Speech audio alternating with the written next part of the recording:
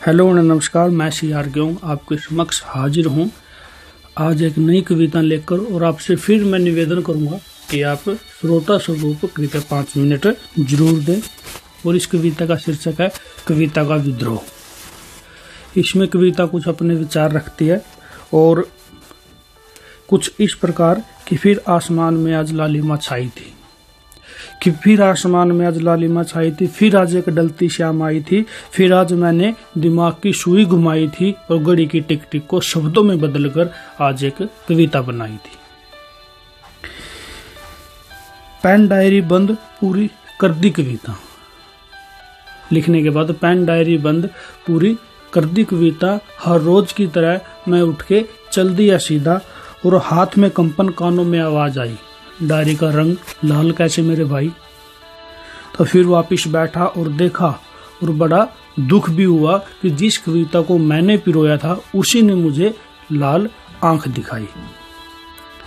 लेकिन क्यों, संक्षेप में, कि तलवार क्यों काट रही है, ये तो इसी की म्यान है। कि तलवार क्यों काट रही है, ये तो इसी की म्यान है। स्तब्ध हूँ क्योंकि मेरी कविता ने कुछ इस तरह के दिए बयान है कि उसने कान पकड़कर एक चीख सुनाई।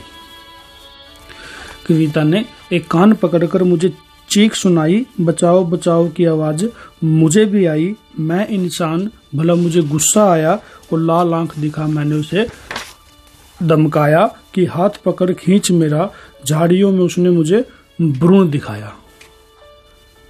भ्रूण हत्या बच्ची।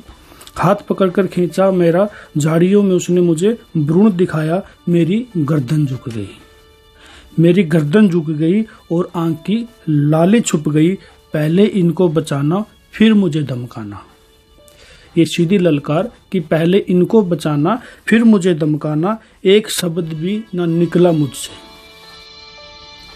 एक शब्द भी ना निकला मुझसे और मेरा कंठ कलम सब वहीं था। लेकिन मुझे लगा कि कविता का विद्रोह कहीं ना कहीं सही था। 4 पंक्तियां और हैं कि नंगा बदन छोटी सी पतलून हाथ में कपड़ा। कि नंगा बदन छोटी सी पतलून हाथ में कपड़ा, कार रुकते ही बाबूजी के शीशे को रगड़ा।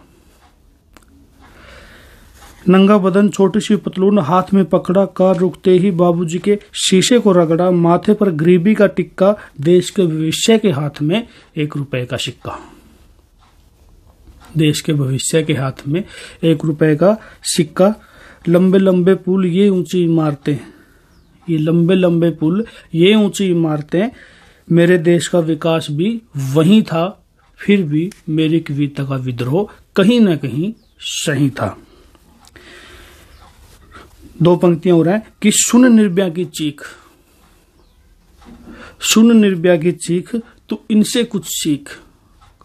कविता के वाक्य थे कि सुन निर्भया की चीख, इनसे तू कुछ सीख।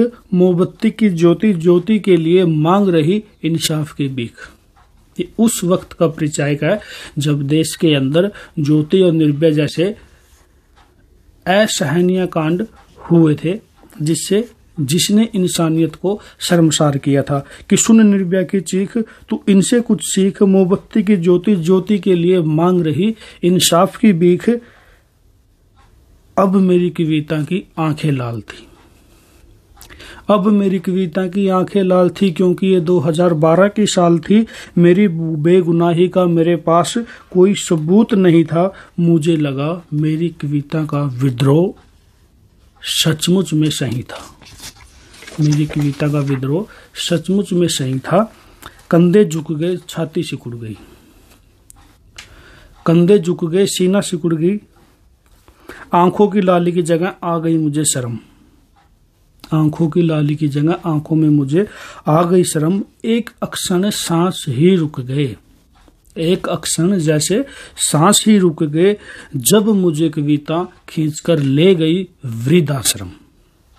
एक अक्षण मेरे सांस ही रुक गए जब कविता मुझे खींच के ले गई वृद्धाश्रम। कि तू ही मुझे बनाता है फिर भी मुझे तुझसे चिढ़ है। ये मेरी कविता के शब्द थे कि तू ही मुझे बनाता है, तू ही मुझे बनाता है, फिर भी मुझे तुझसे चिढ़ है। धरती और गायों को माँ कहने वाले, बताओ ये किन लोगों की भीड़ है। धरती और गायों को माँ कहने वाले, बताइए किन लोगों की भीड़ है। कहाँ गए श्रवण तुम्हारे, कहाँ गए श्रवण तुम्हारे। भारतवर्ष में तो ऐसा नहीं था, लेकिन मेरी कविता का विद्रोह सचमुच में सही था। मेरी कविता का विद्रोह सचमुच में सही था। नमस्कार दोस्तों, ये व्यंग्यात्मक कविता आपको जरूर अच्छी लगी होगी, उम्मीद है। तो फिर मिलते हैं एक नई कविता के साथ, तब तक नमस्कार।